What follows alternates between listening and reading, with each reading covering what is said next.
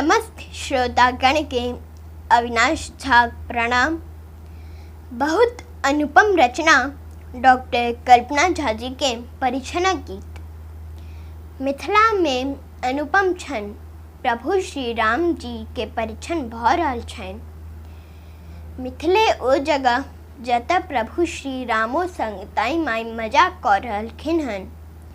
कियो कहि रहलखिन हन अहाँ कारी छी आ हमर सीताजी गोर छथि। प्रभु के परीक्षा सेहो लेल जा रहल छै।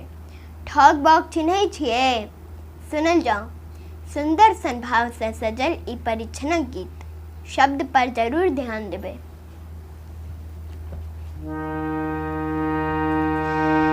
सुनहु जनकपुर के नाम